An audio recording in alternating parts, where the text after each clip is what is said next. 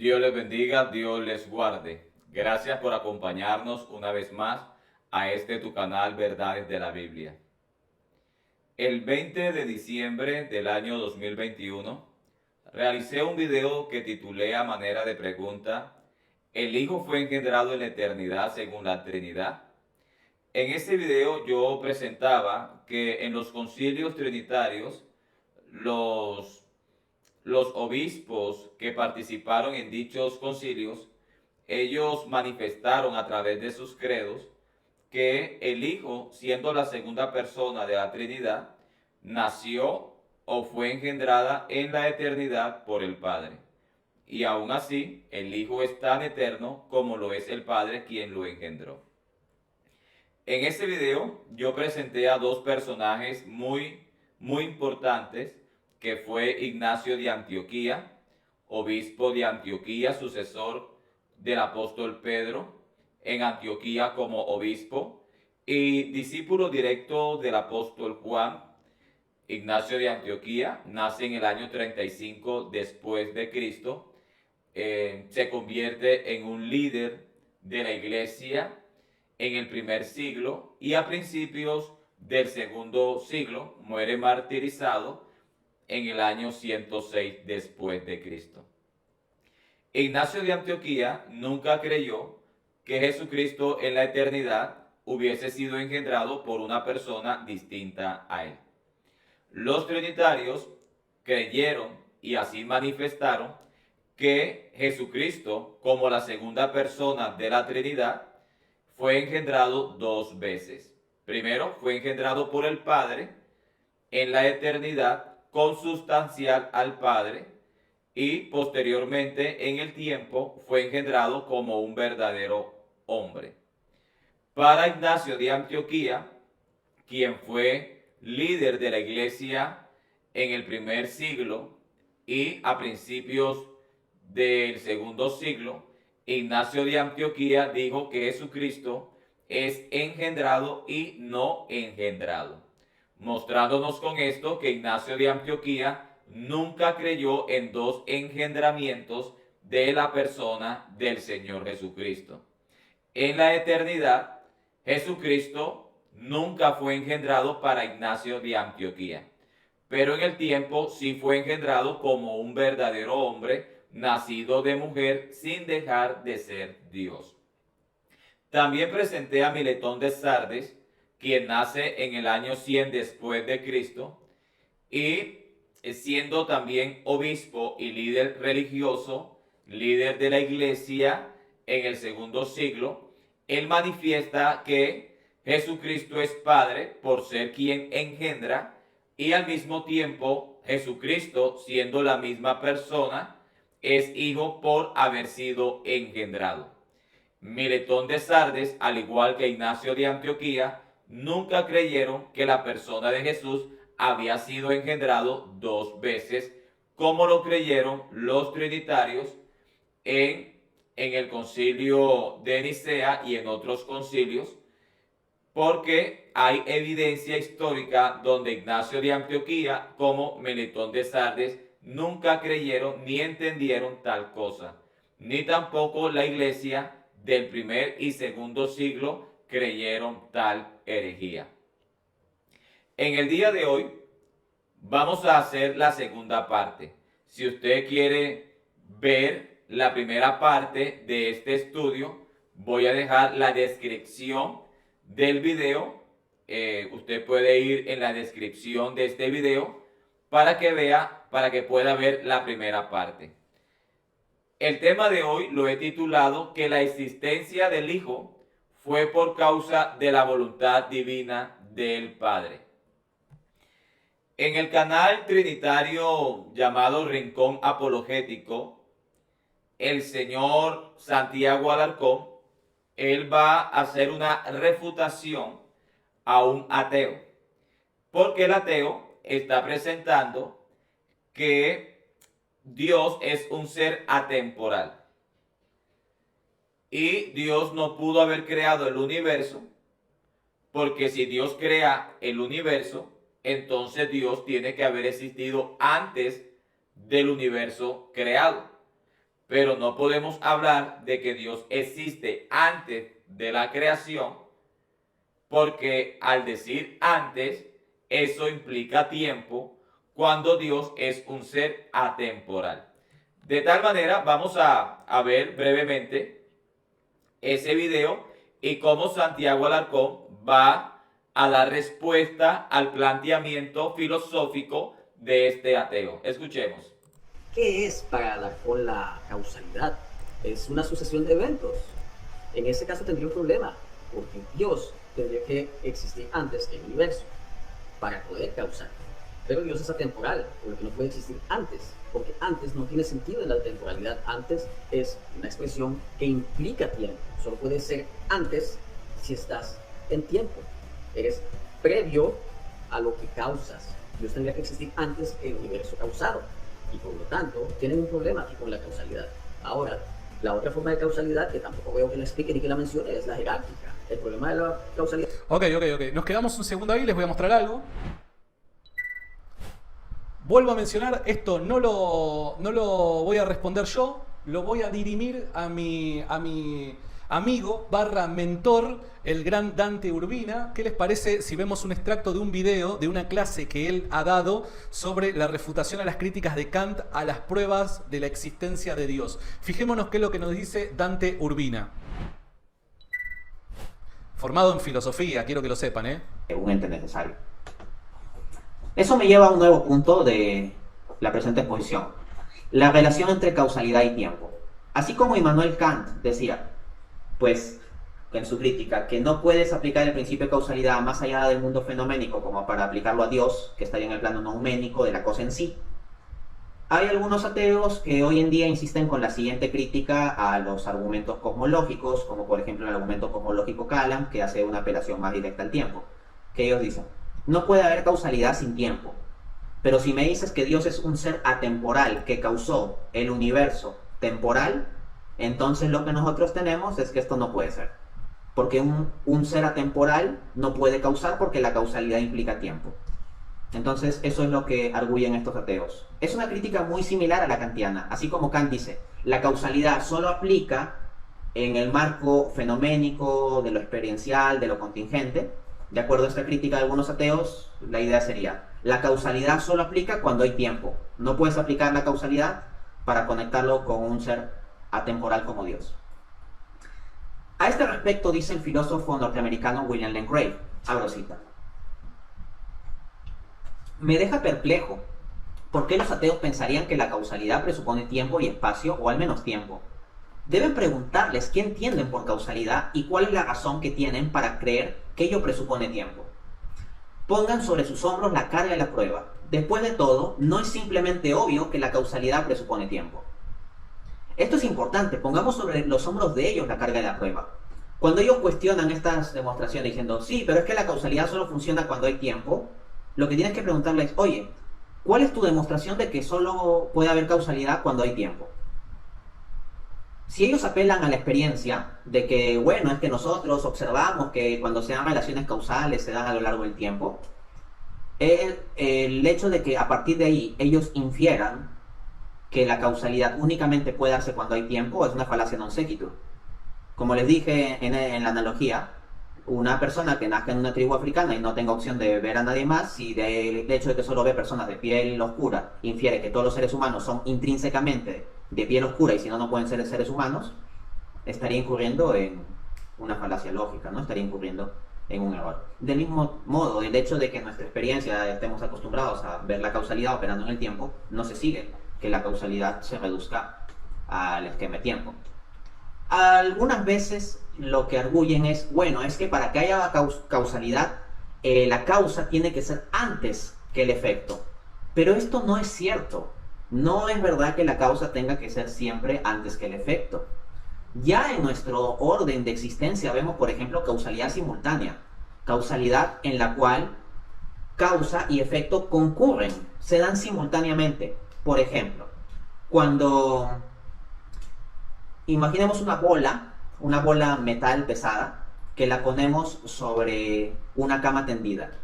Entonces la bola comienza a ejercer peso sobre el colchón y como que la sábana se arruga, ¿no?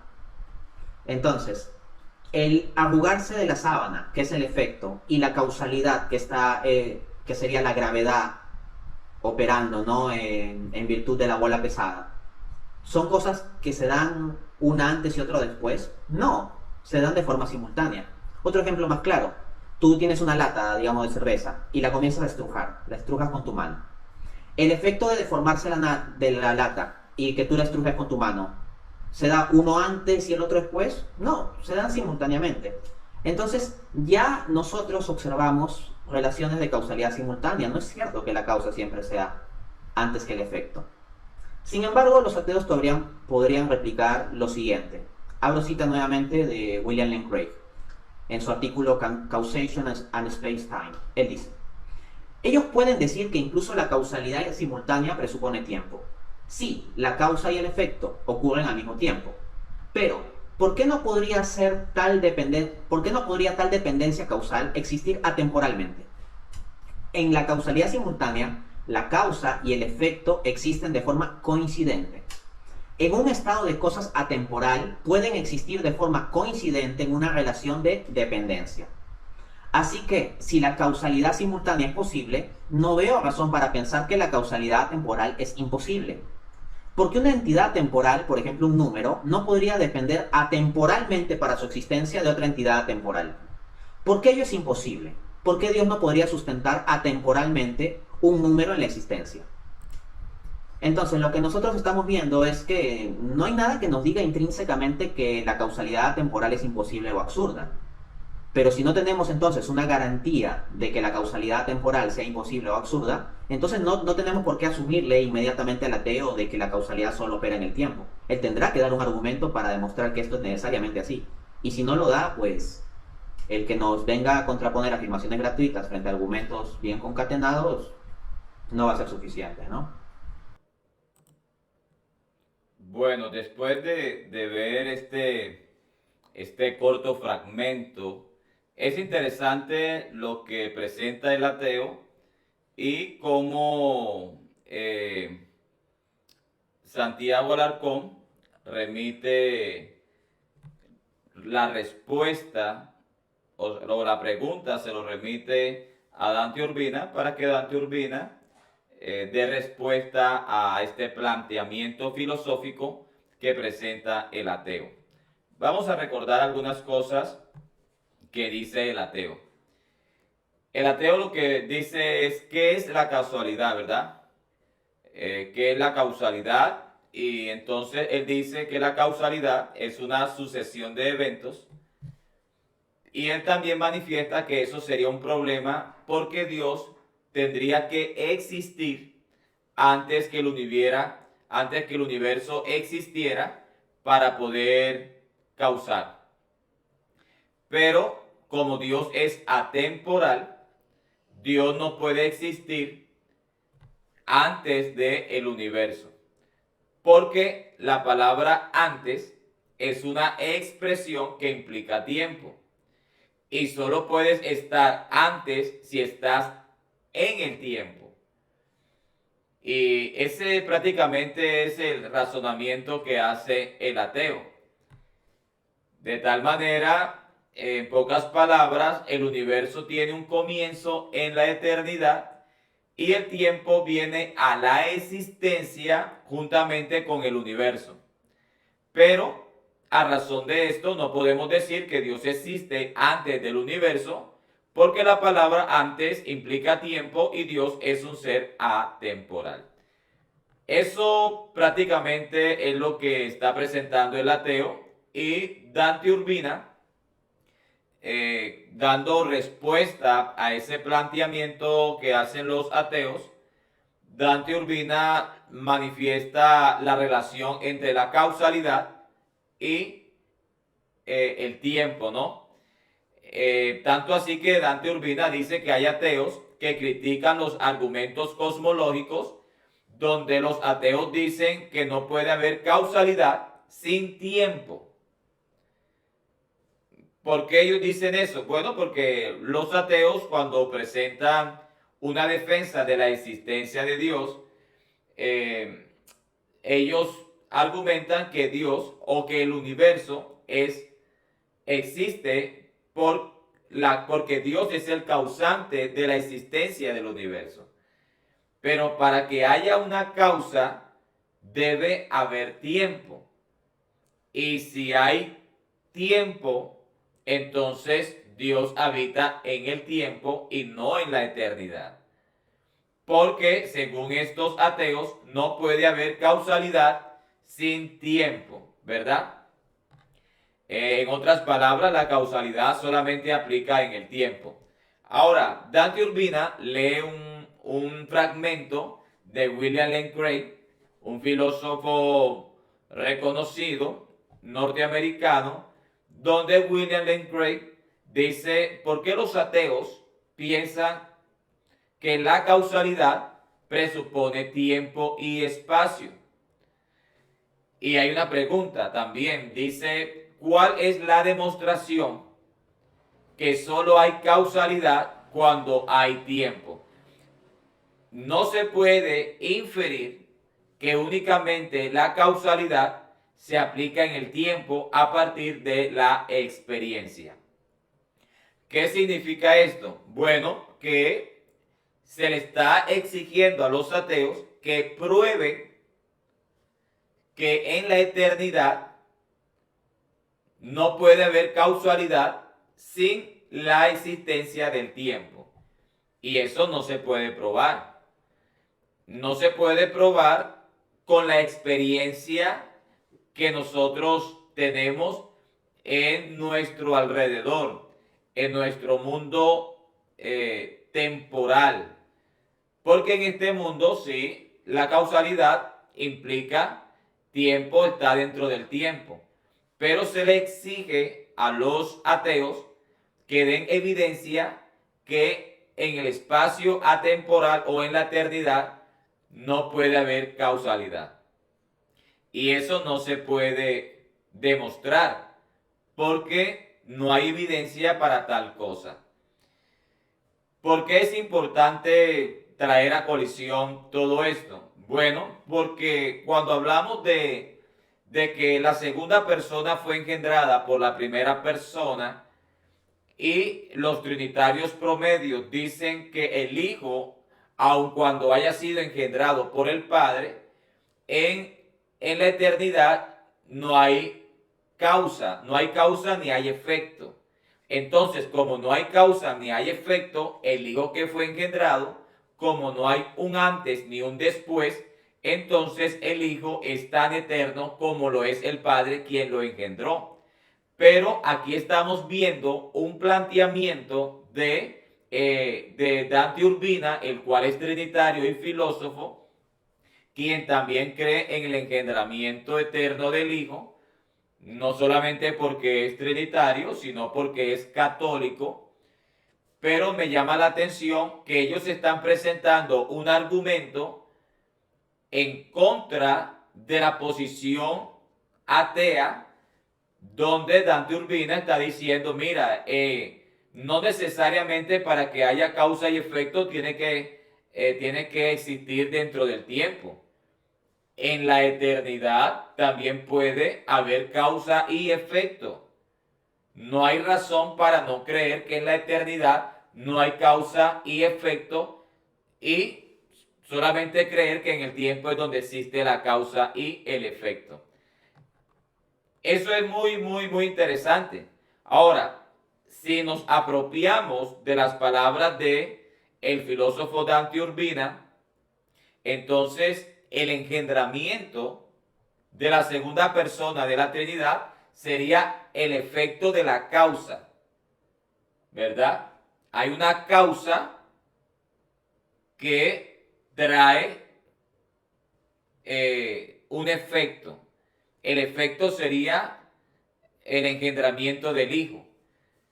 Y esto sería interesante porque nos mostraría que realmente si en la eternidad existe causa y efecto, entonces podemos en ese mismo sentido tomar ese pensamiento filosófico y decir que la segunda persona de la Trinidad es el efecto del engendramiento que se efectuó por la voluntad soberana del Padre. Y eso traería un problema más grande para la Trinidad, ya que estaríamos frente a dos personas que realmente no son coexistencialmente iguales en el amplio y absoluto sentido de la palabra. De tal manera, Dante Urbina dice, no hay nada que nos diga que la causalidad y el efecto atemporal es imposible. ¿Qué nos está diciendo Dante Urbina? La causa y el efecto atemporalmente es posible. Y si la causa y el efecto en la eternidad es posible, entonces la segunda persona, cuando fue engendrada, es el efecto de una causa. Y no podríamos hablar de una Trinidad ortodoxa como se cree hasta el día de hoy.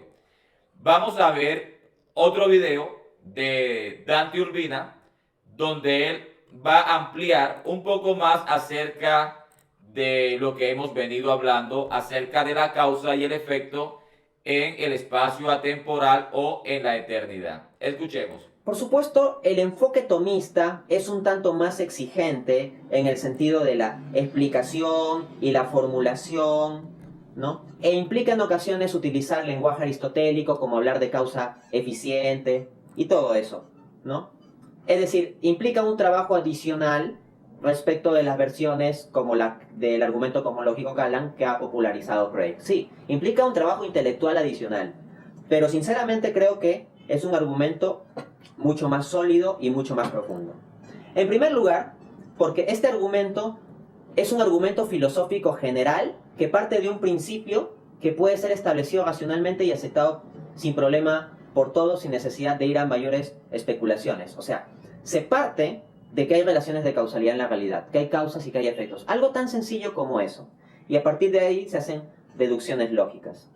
El argumento tomista de este modo es un argumento eminentemente filosófico, que puede ser reforzado y que puede ser ilustrado por los descubrimientos científicos, pero no depende de ello.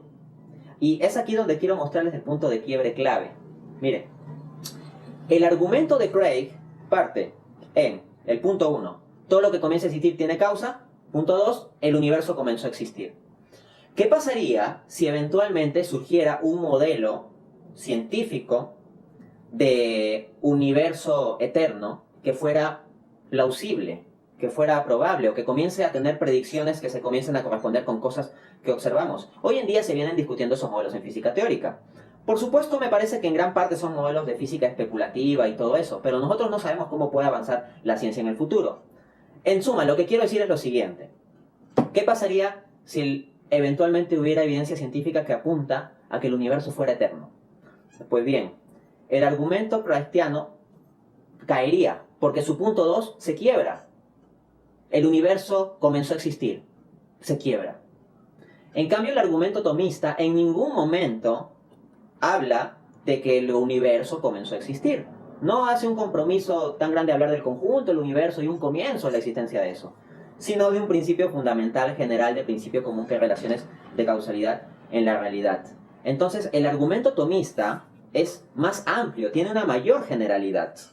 En ese sentido, resulta que el propio Tomás de Aquino mostraba que su argumento podría ser válido incluso en un escenario donde hubiera hipotéticamente un universo eterno. Cito un fragmento de mi libro sobre la existencia de Dios donde explico esto, página 75, abro cita. Ahora bien, ¿será verdad que la pretendida eternidad del universo hace innecesario que éste tenga una causa? No, de ningún modo. Y es que incluso si aceptásemos que el universo siempre ha existido, es necesario que le postulemos una causa porque es esencialmente contingente. Y como habíamos dicho en la primera formulación del principio de causalidad, todo lo contingente debe tener causa. Esto lo había entendido muy bien Santo Tomás de Aquino, cuando en su opúsculo sobre la eternidad del mundo, contra los murmurantes, sostuvo que el problema de la creación, causación del universo, no se identifica necesariamente con el de su origen temporal, ya que incluso si ha existido siempre, por causa de su contingencia, era necesario que sea ontológicamente causado, y sostenido por un ser subsistente, es decir, Dios. Así, abro cita de Aquino, si se entendiese que al margen de Dios el mundo podría haber existido siempre, como siendo algo eterno aparte de él, no hecho por él, Se trataría de un error abominable, no solo en la fe, sino también para los filósofos, los cuales afirman y prueban que todo lo que es, de cualquier modo que sea, no hubiera podido existir, sino causado por aquel que en grado absoluto y verdadero tiene el ser.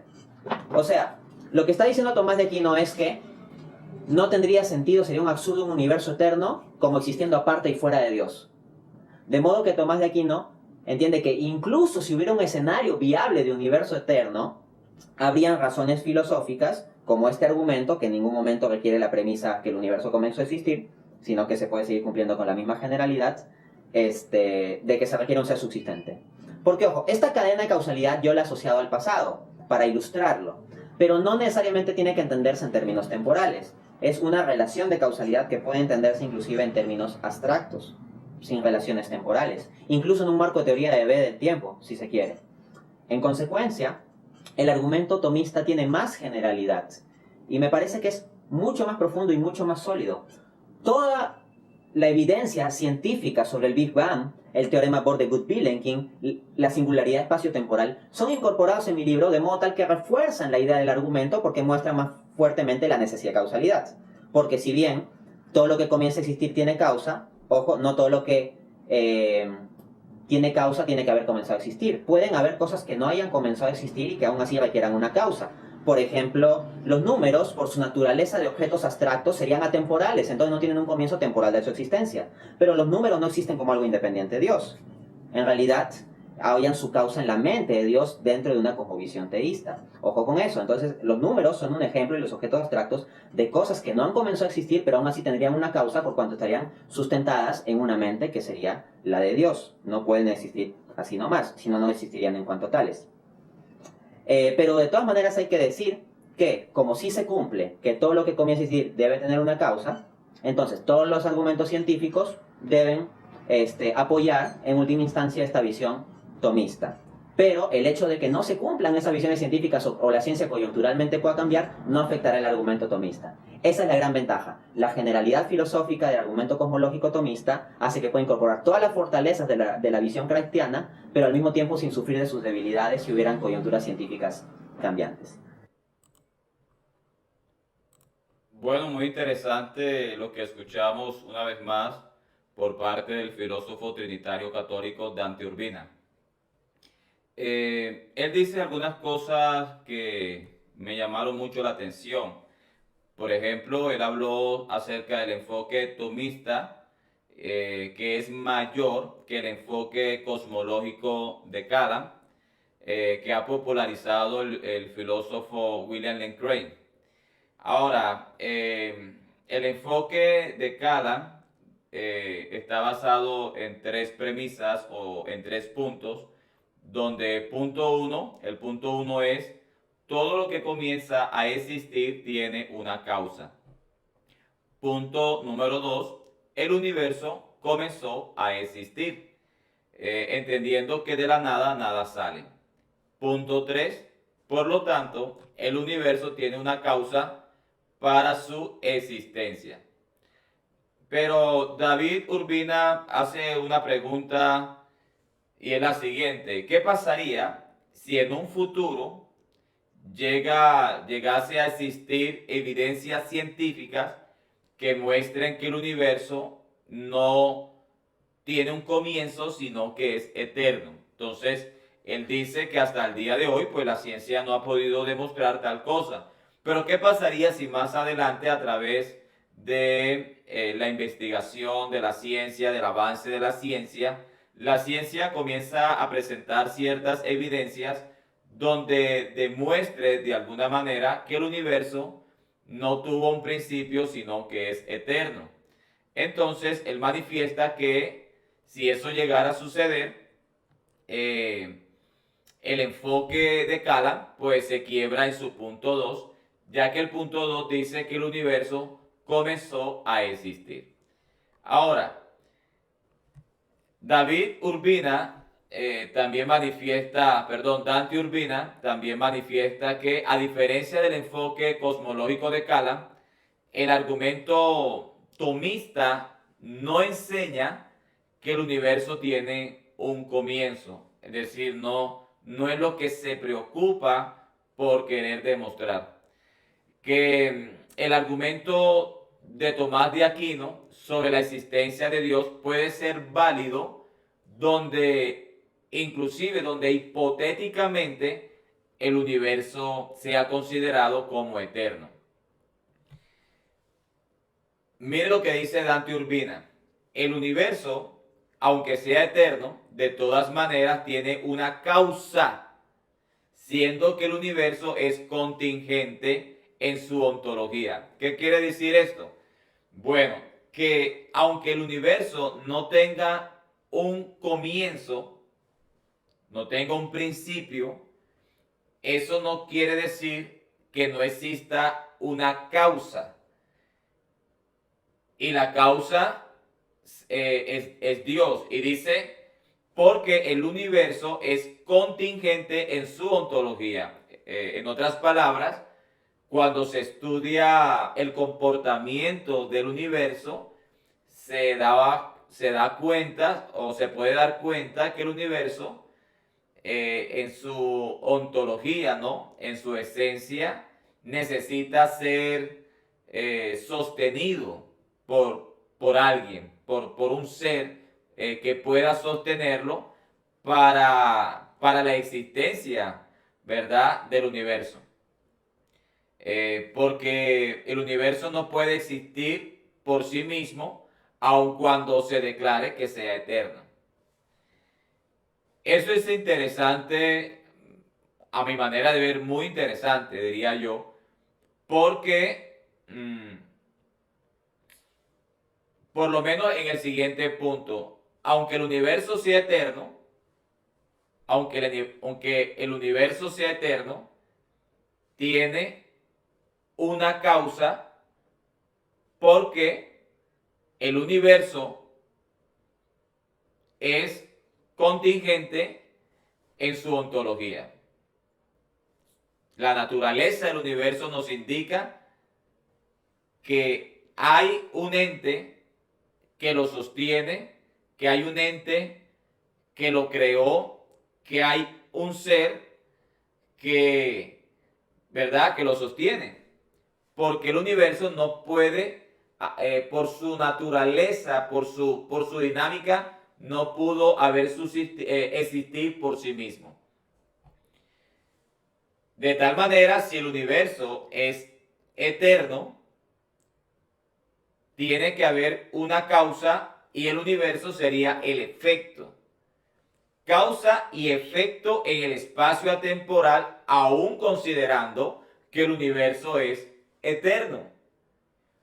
¿Por qué es importante? Bueno, porque precisamente eso es lo que queremos decir con relación a el engendramiento de la segunda persona de la Trinidad en la eternidad, que no se puede aceptar como un planteamiento filosófico en decir el Hijo fue engendrado por el Padre engendró al Hijo, pero el Hijo es tan eterno como el Padre, porque cuando fue engendrado no hay un antes ni un después.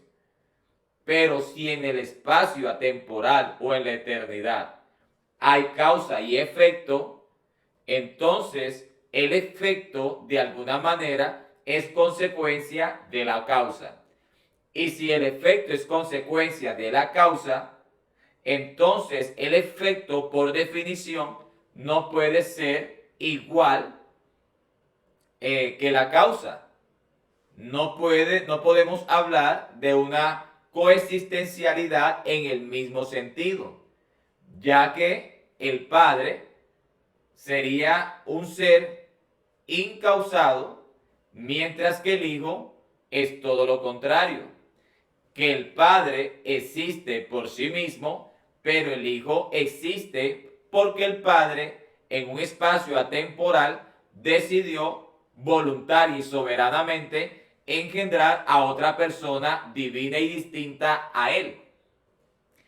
Esto también nos lleva a entender que la existencia del Hijo se debe a la voluntad de la existencia del Padre.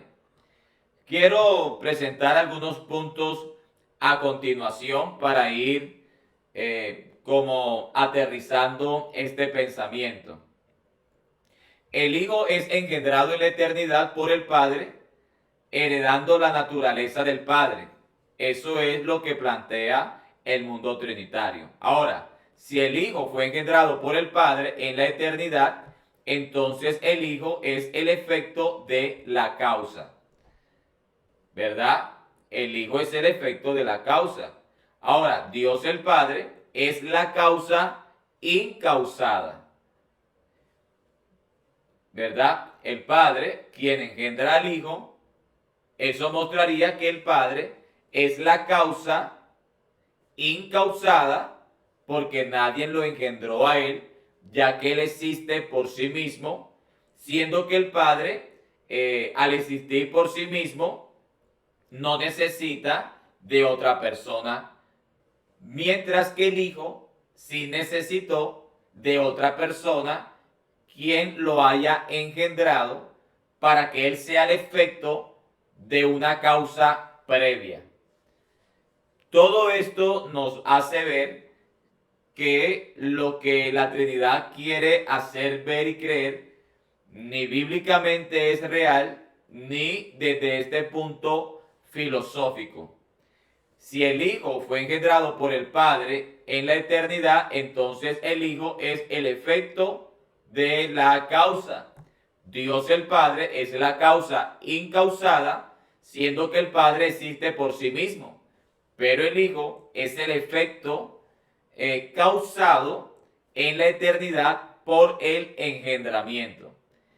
El punto a tratar es que el engendramiento del Hijo en la eternidad tiene su causa en el Padre, quien decidió engendrar voluntariamente y soberanamente a su Hijo en la eternidad. Y desde este punto de vista, la Trinidad vendría a ser un fraude, un fraude. Ahora, volviendo nuevamente a Ignacio de Antioquía, el cual para los católicos fue un católico, este personaje, Ignacio de Antioquía, que realmente no fue un católico, pero de todas maneras, él manifestó que Jesucristo en la eternidad no fue engendrado.